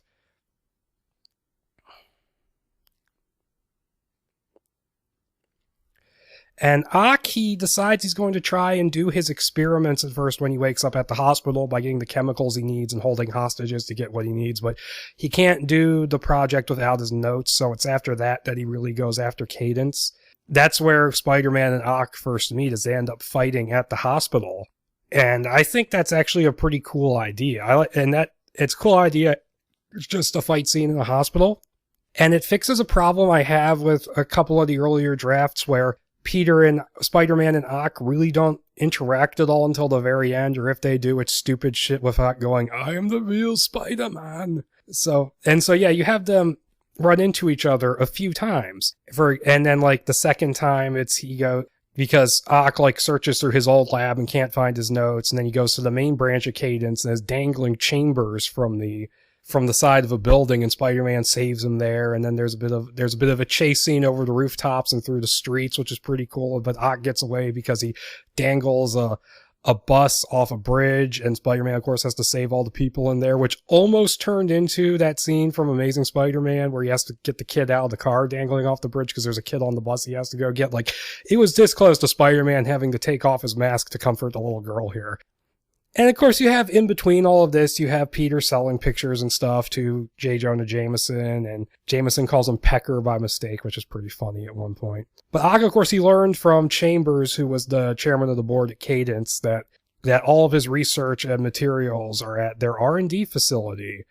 And so Spider-Man here arrives on the scene, and Chambers, gets him past the police cordon and shows him how to sneak in using the air vents, and says that, there's all these weapons in here that Ock can use as traps, be careful. And he tells him there's this special isotope that's being stored there that might be able to mess with, it's called ISO 36, and it might be able to disable the tentacles. And what Spider-Man does is he gets through the air ducts, and there's this really cool scene of Ock setting off all these booby traps. And but he gets through them, and it seems like a really cool sequence. It's briefly described, but it could have been a pretty nice little set piece on film. And so he gets the ISO 36, and what Spider-Man does is that he mixes it into his webbing. And throughout their different fights, there's multiple moments where he'll shoot webbing at Ock, and then Ock will snip the web strand with his tentacles. And so they end up fighting in the control room. And eventually, Spidey actually does try and talk Ock out of this, but they end up fighting. And he finally does manage to land hits on all 4 tentacles, which cause his tentacles to go out of control. And they start smashing up bits of the control room and set off a series of explosions. And Spider-Man does try to get him out of there, but he's too far gone and keeps trying to kill Spider-Man. And eventually Spider-Man has no choice but to leave. And the whole place is blown up.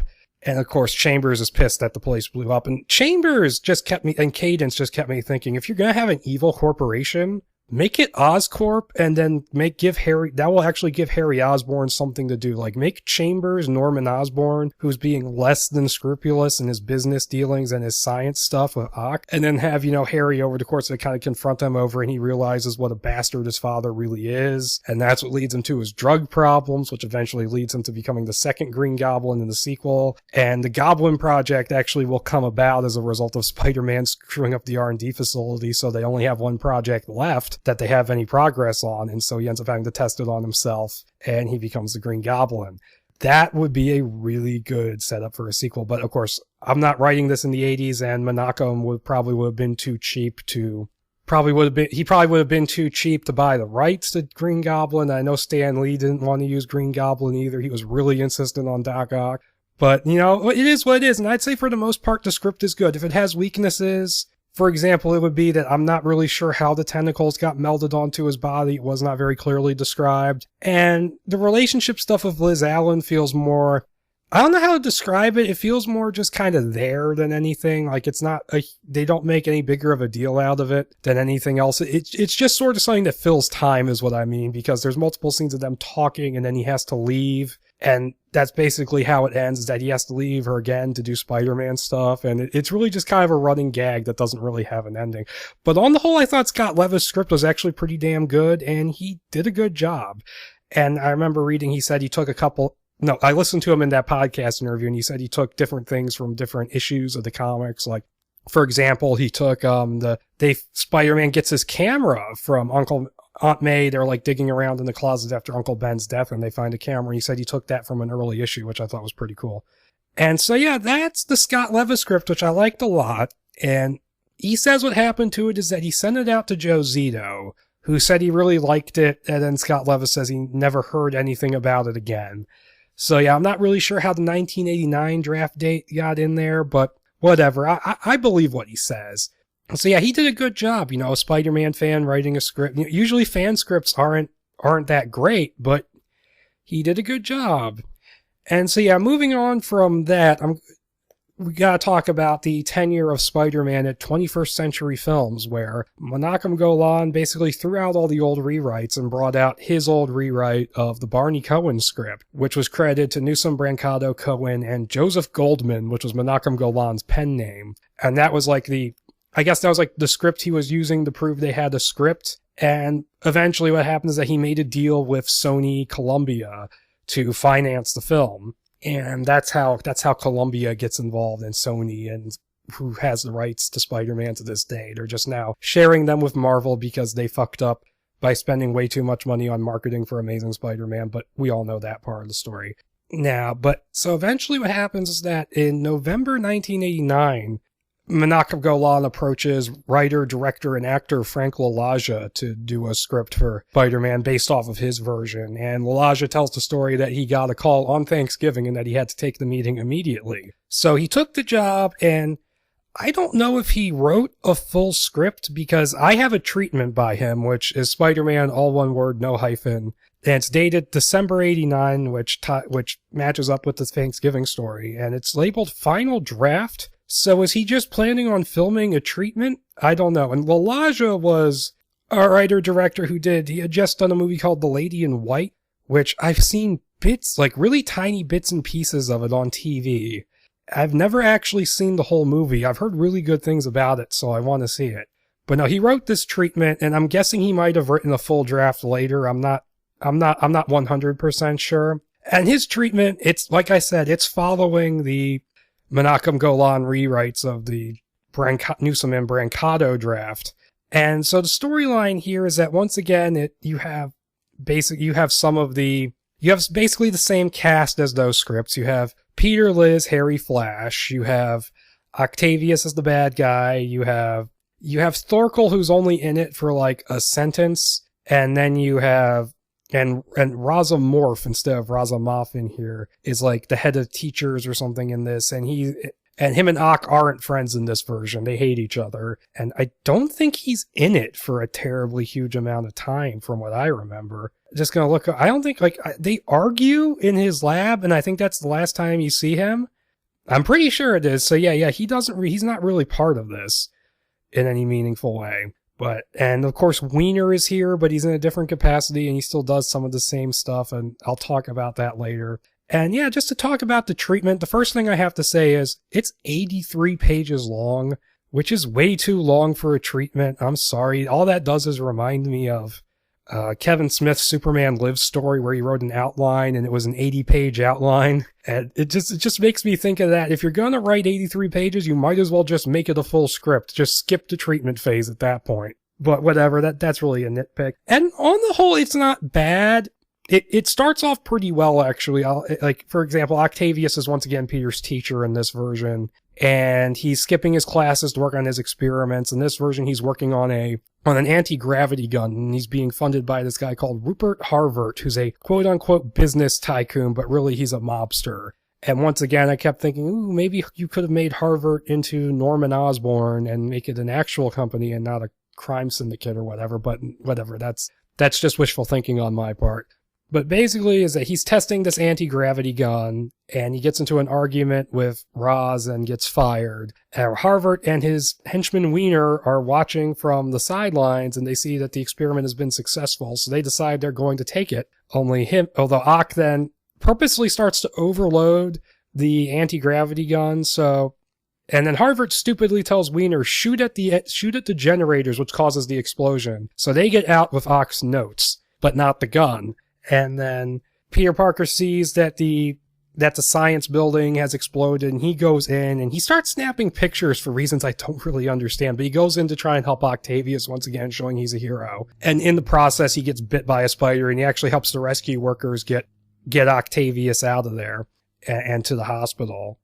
And what's weird about this is that it starts with him demonstrating a science project in front of Octavius's class, which is essentially his Spider-Man webbing. And no one who was at that class figures out that Peter Parker is Spider-Man just based on that. Like, really, that should have been figured out.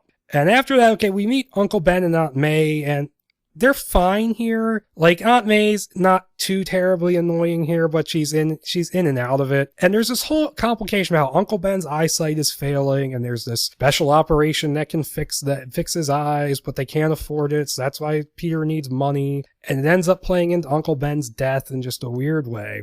Okay, so basically what happens is that Ock wakes up in the hospital, he escapes, he goes to Harvard's penthouse, asks Harvard where his secret lab where he's keeping the notes is, where that's located. He finds out it's in an abandoned subway tunnel. Then he drops Harvard off the building and kills him, and then looks at Harvard's mob goons and says, "You're going to work for me." And then it's established that Wiener is defiant of him and doesn't want to work for him. And so I don't know why Ock doesn't just kill him right then and there, but then they go and they find the lab where the anti-gravity gun is.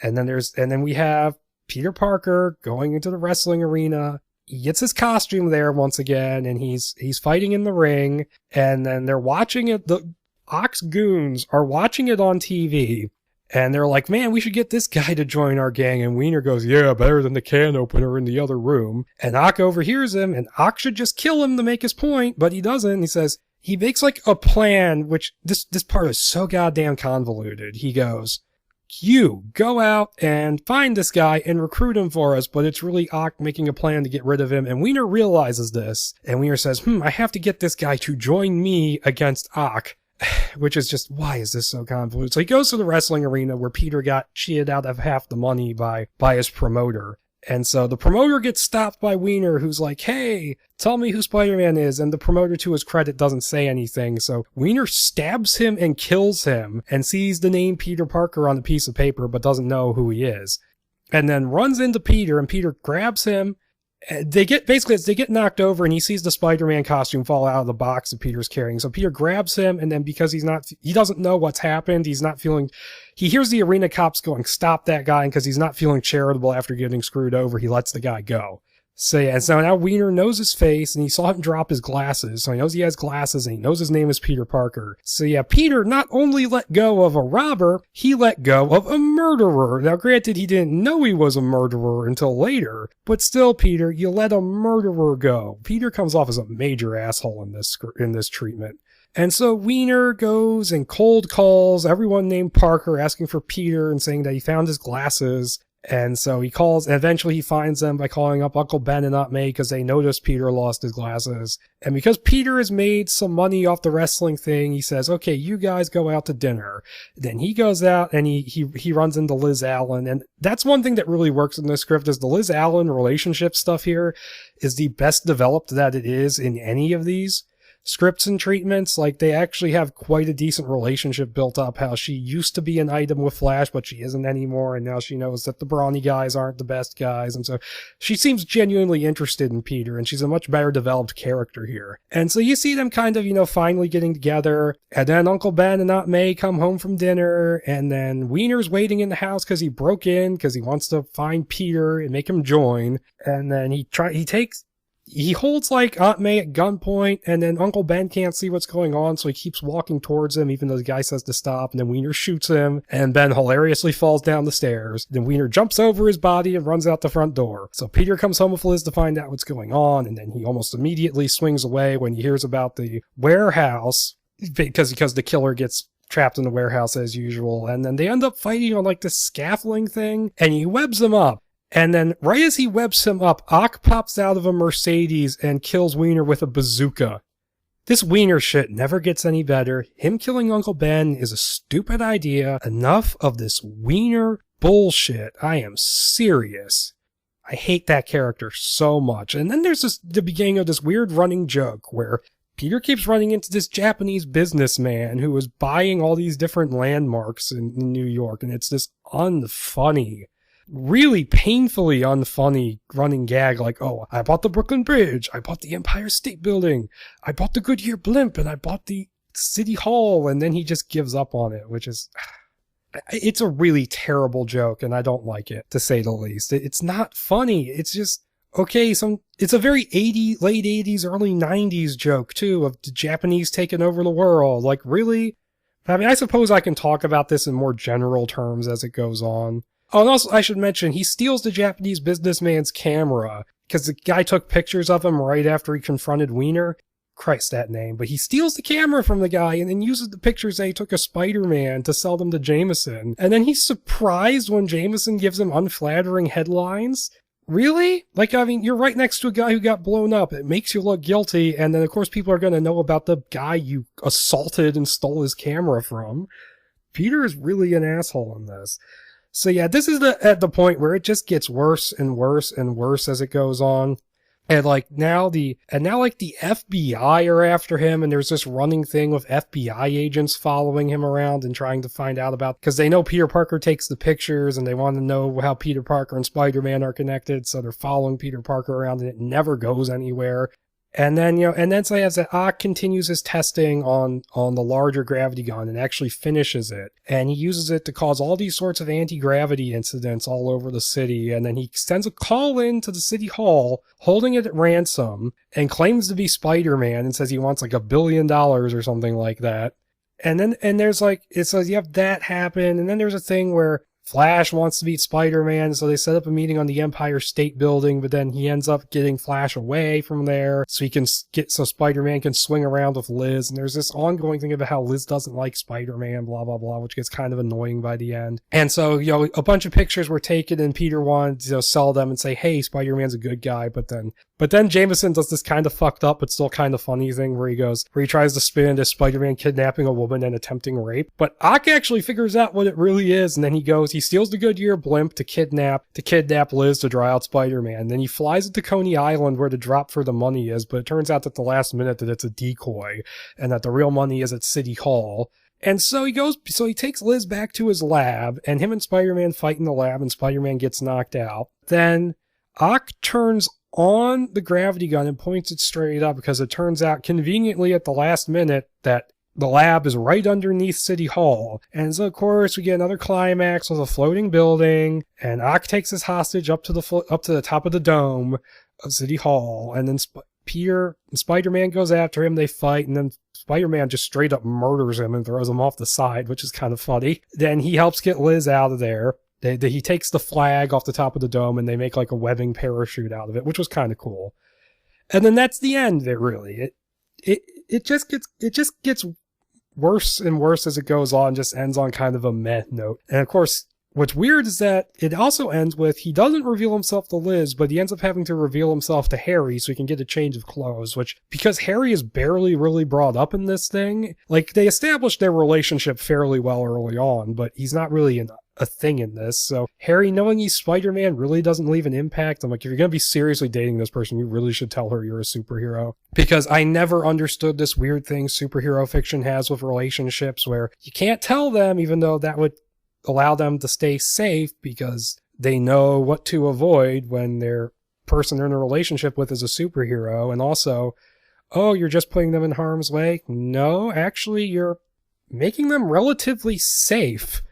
I mean, if there's supervillains and shit regularly wrecking the city, where is the safest place to be other than right next to the hero all day? But I don't know, that's superhero logic for you. So that's Frank Laloja's treatment. There's some really good things about it, like, for example, the relationship drama is really genuinely well handled in it. But other stuff in it just doesn't work, and a lot of stuff that doesn't work I attribute to the fact that he was working off of Menachem's screenplay. Now, the reason why Laloja walked away, there's a really funny story that Ted Newsom tells. Laloja told it to him, and he likes to tell it to other people, is that Laloja got brought into a script meeting at 21st Century with all of Menachem's people in the room, and they were reading through the script, and of course, even though they were saying, this is good, they all had to make their different comments on it. And one of them says, I think Peter Parker should have a dog. And the story goes that Menachem looked at him and went, a dog? I've been working in this business for 25 years. You know how much dog cost? $1 million, and points at the ceiling. No dog. I probably got that impression completely wrong, but whatever. And at that point, Laloja said, I can't work with these crazy people anymore, so he walked away. And the next writer they went to was Neil Ruttenberg, who was a writer for Canon. He wrote the film Deathstalker 2, Mad Dog Call, Viper, and Prehysteria 3, which was for Full Moon. But he eventually gave up his career in Hollywood for teaching. And he says his work on Spider-Man wasn't great. No one at 21st... He wanted to get back to the character's comic book roots, but no one at 21st Century wanted to. And he ended up working with Stan Lee, and he worked off of a treatment written by him, which I have, called Spider-Man, The Untold Story. And because it's written by Stan Lee, I read this entire thing in my head as if it were Stan Lee's voice. And this treatment, once again, it's pretty much exactly the same thing as you would expect from the other ones. It's Octavius as the bad guy, and Spider-Man gets his powers, only this time the incidents are not related to each other. They're completely separate. And so they end up, and he becomes Ock, and he starts going on this crime wave, and it ends up with him causing a big building to float.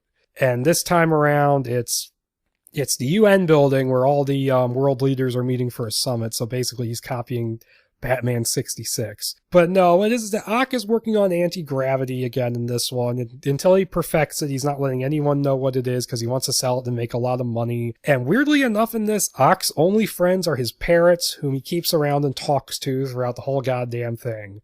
It's not that great, to be honest. Really, there's not much of a story to it. It's the same thing as usual. Peter Parker's a college student. You got Liz Allen, Flash Thompson, and Harry Osborn hanging around, and the relationship stuff is mostly the same. You got Flash Thompson becoming a Spider-Man fan again. He does it in the Scott Leva and the LaLaja versions as well, which I think might be from the comics. I don't know, but it did eventually pop up in Amazing Spider. Yeah, and it's just not that terribly good of a treatment because Ock is just kind of a cartoon character. Like, he wants to sell his anti-gravity formula to make money. Okay, fine, but then after he gets the tentacles melded to his body because he's like experimenting with the anti-gravity stuff, and it like something goes wrong and he ends up causing an explosion, and Peter Parker happens to be standing right outside, but nothing actually comes of it. And then Peter Parker has to go to a completely different science seminar where he gets bitten by a radioactive spider. But then Ock finds out that his anti-gravity liquid, like, he had anti-gravity discs which melted into liquid, and it's now supercharged. And if light reflects off it, they make things float. Really, I mean, you have Uncle Ben's death, which is handled pretty well here for what it is. Yeah, it's handled pretty well for what it is, but Aunt May isn't here and there. She's kind of a pain in the ass here, like Ted Newsom would describe her comic book version. And and honestly, like, there's not that much. Like, the newest plot lines this thing has is like, there's this mysterious woman who gets off a plane and starts following Peter Parker around after she sees he has superpowers. And you find out when she gets at the airport that her name is Octavius, so the twist that she's Otto Octavius's daughter is not a twist at all, and she claims that she's working for Interpol. And I guess she is, because she's working security at the UN later, but I don't know, and she claims that she's following Peter around after she knows he's not a threat, because she's really attracted to him for some reason. I don't know. It's a really stupid subplot. And then you have a subplot about how May decides in order to help make ends meet, she's going to rent out the extra bedroom in the house to a boarder whom you hear he's a gentleman and you don't see him. And it turns out it's Otto Octavius. And she develops a thing for Otto Octavius. I'm like, Ben just died like 2 days ago and you're already mooning over Otto Octavius, and then he leaves and she's all brokenhearted and stuff. And Peter gets more pissed at him over that than he is over the crime stuff, which is just weird. Oh, and at the end, because J. Jonah Jameson in this doesn't only run a newspaper, he also owns a news channel, and he reads the news and she sees Jameson and starts crushing on Jameson. Like, what the hell? Stan Lee, what is it with you and shipping Aunt May with other characters? This is just weird. I mean, yeah, I know Deadpool routinely ships himself with B. Arthur, but that's Deadpool. Jesus Christ. I don't get it, Stanley. And Otto Octavius, and this is not a very interesting character. He's already an asshole and just a weirdo before he gets transformed. Then when he gets transformed, he decides he's not just going to be an asshole, he's going to be a criminal too, just because. And there's relationship stuff with Liz in this, but it's not very good. There's a lot of like, ooh, Peter and Flash don't get along, and Peter's like a whiny little crybaby about it. And in order to impress Liz, he tries to join the football team. Ha ha ha, and that doesn't work out. Also, that stuff doesn't really seem to go anywhere either. Like, I don't think she finds out that he's Spider-Man. And also, apparently, Ock hates Spider-Man because he's pissed that there's someone else with superpowers around. Really? Yeah, Ock's character is just crap in this. And also, I don't like Liz in this because she's always bitching out, why do people like Spider-Man so much? He's just some macho asshole in a costume. I hated her in this script. So it's like, give up on her. And then the weird thing where it's almost like it's kind of implied that he sleeps with Ock's daughter off screen or something like that. It's like, so you don't really give that much of a shit about Liz either, Peter. Wow. And so we end up with the big climax where Ock is using the bigger version of his anti-gravity technology he made a really big gun, basically, like in the LaLaja treatment. And he's making the UN building float around while the while all the world leaders are in it. So Peter ends up fighting him on the side of the floating UN building, which is kind of a cool visual. And it says, Spidey wins, details to be figured out later, which made me laugh. And then he webs Ock to the side of the building, goes over to the helicopter where the anti-gravity gun is, and then fiddles with it and figures out how to lower the building to the ground. But then he gets over there and it turns out Ock has been cut loose and he has escaped, presumably to come back in the sequel. And that's when we get the reveal that Dana, I forgot to mention her name, but she's Ock's daughter. She let him go because he was her father.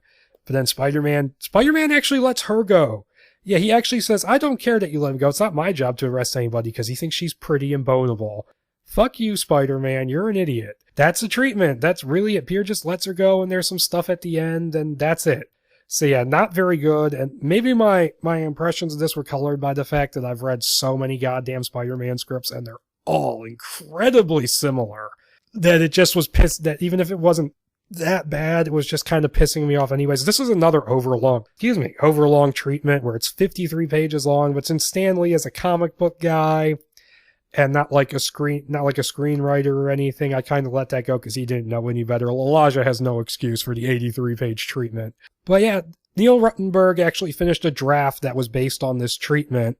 And he did not have a very good time working for Canon.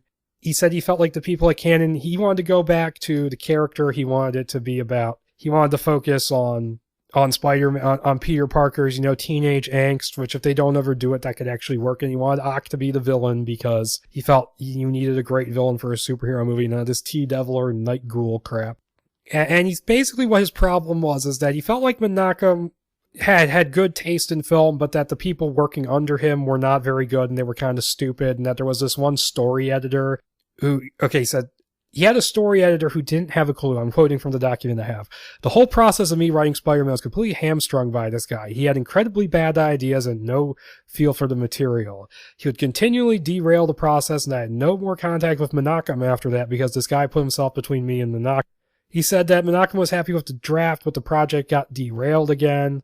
He says that, the organization, the cheapness is what ultimately did him in, and he moved on. And one of the things he says about this is that he worked for Roger Corman, and he said that, even in an exploitation film, there had to be some kind of intellectual content. But what the story editor wanted was a lot of, like, Peter grabbing boobs and stuff like that, which just would not work for a Spider-Man movie. And so, yeah, it kind of went into flux and he walked away.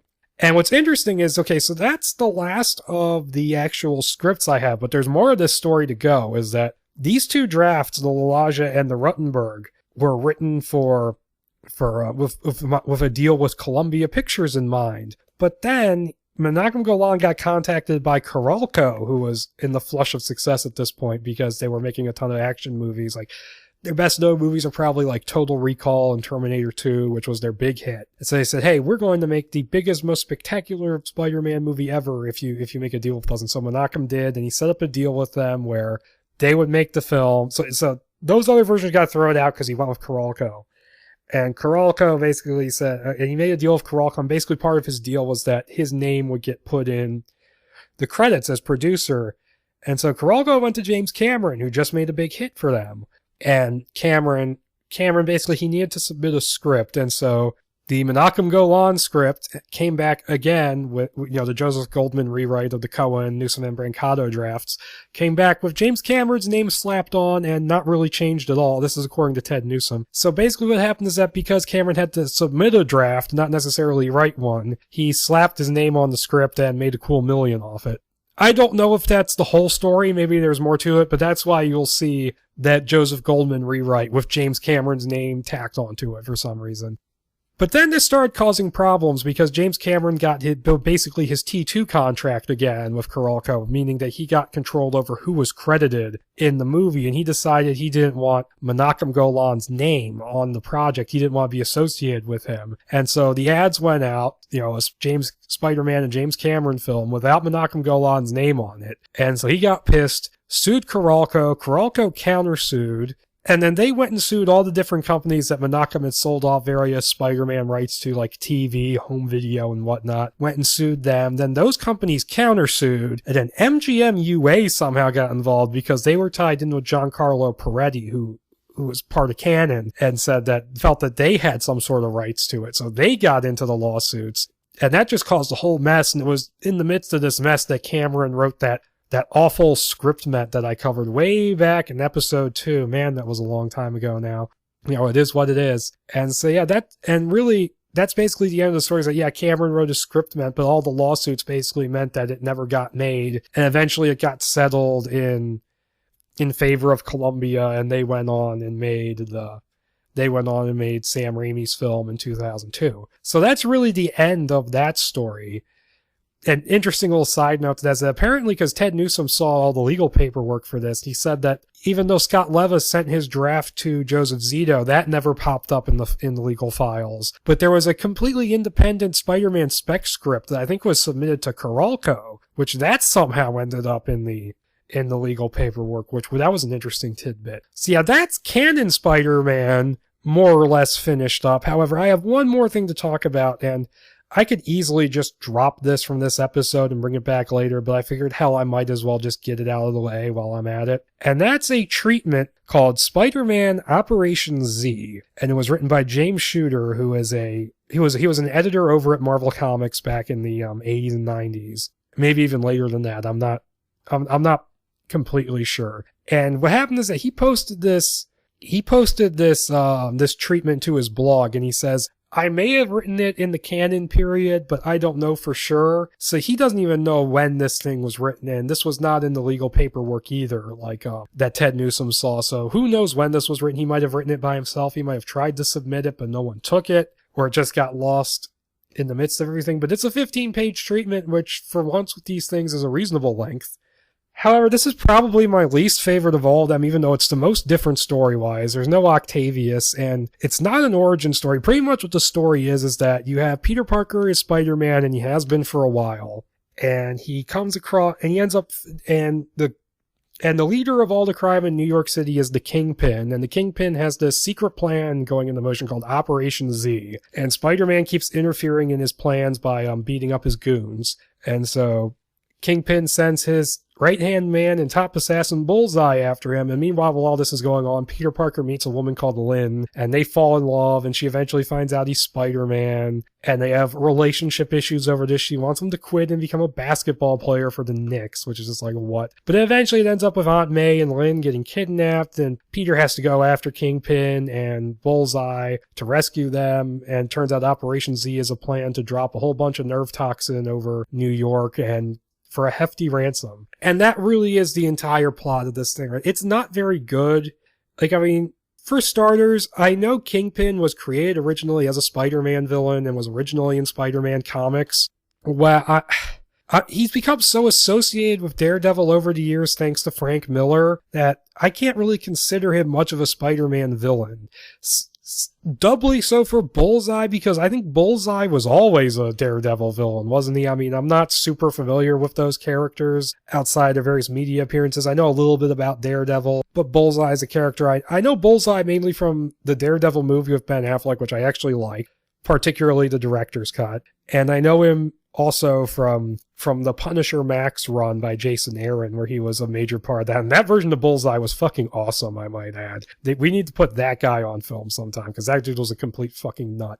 But the thing is that I'll give it credit. It's not Octavius, which is a change of pace. But at the same time, this plan does not feel very Kingpin to me. Like, Kingpin seems like he should be running, like, other people's criminal operations from behind the scenes and, like, never getting caught at it, because the whole thing with the Kingpin is that he shouldn't really get caught too many times. Like, he should be pretty untouchable. But this whole dropping nerve gas on the city just feels very Bond villain and not very Kingpin. See, I don't like that. And I find the whole relationship with Lynn to just be really weird, because it begins with he runs into her after Spider-Man rescues her from some muggers, and they're talking, and he decides he's gonna go call his Aunt May, and then she walks away from him in the phone booth like a bitch, and then he decides, oh no, he still wants to go out with her, so he follows her around town, basically stalks her, and then runs into her outside her apartment, and then she lets him come inside for coffee, and then they end up in a relationship. And then he misses, and then they're about to get, they're really committed, basically about to get engaged, but because he's fighting Kingpin's people, he gets hit by like a dart of the nerve toxin by Bullseye. So he ends up missing her birthday, basically, and she gets real pissy at him. In order to explain himself, he kicks down the door, which just makes Peter look like a psychopath.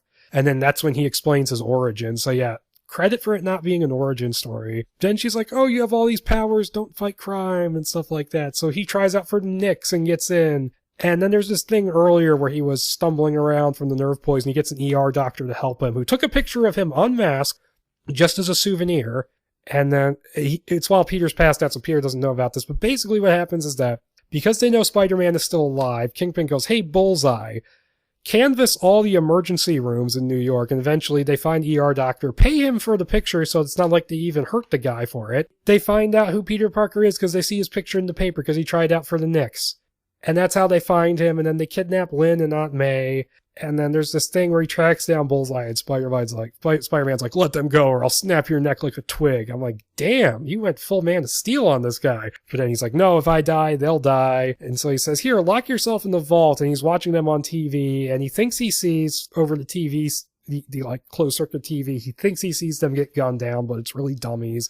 Then Spider-Man goes, roar, Hulk smash, and like bursts out of the vault, which is kind of funny. And then it turns out to like Aunt May and Lynn, they're being held by the Kingpin, who's being really gracious and nice to them. And then he's like, and like Bullseye runs in and goes like, wow, we fucked up. And then Kingpin and Spider-Man end up fighting, and then Bullseye out of nowhere decides to betray Kingpin and try to kill both him and Spider-Man.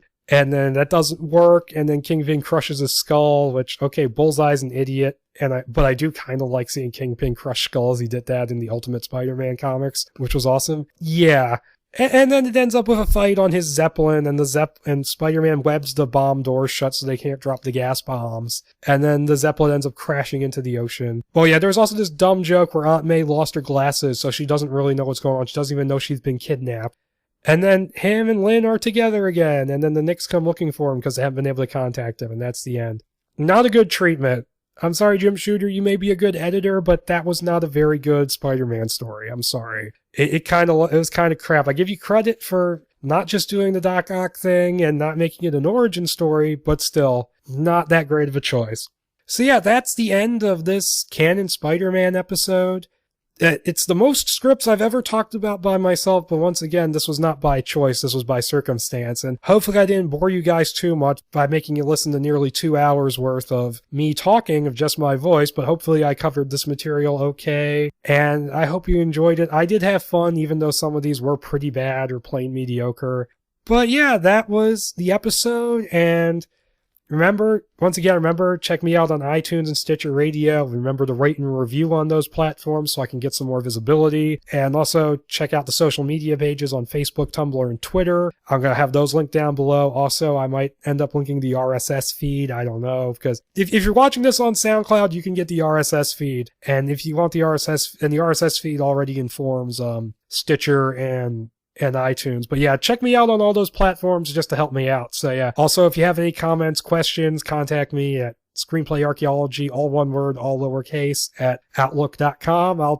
If I get enough emails, if I start getting enough emails, I'll start doing a mailbag segment on the show, I swear. And if my current co-host, if you have a specific question from one of my other co-hosts, I'll make sure to answer the questions when they're on the show. So it might take a while. But also, before I end it, I'd like to give special thanks to Ted Newsom for being nice enough to talk to us back in July, and I'm really sorry that I fucked up and lost the recording for that conversation. I mean, you were a cool guy and you took time out of your day to do it, and I fucked up. I'm sorry, but still thank you very much for talking so much about Spider-Man. You were a really fun dude to talk to. Also, special thanks goes to Mechagoji75, who set that up in the first place and who helped me get most of these scripts and got me all the context for it so that I could actually tell the proper story behind it instead of, telling the truncated version you see all over the internet. So thanks to him. Thanks to Razor Slash for trying to make it and for genuinely trying to do this episode with me, even though it got fucked up. So yeah, thanks to all of them. And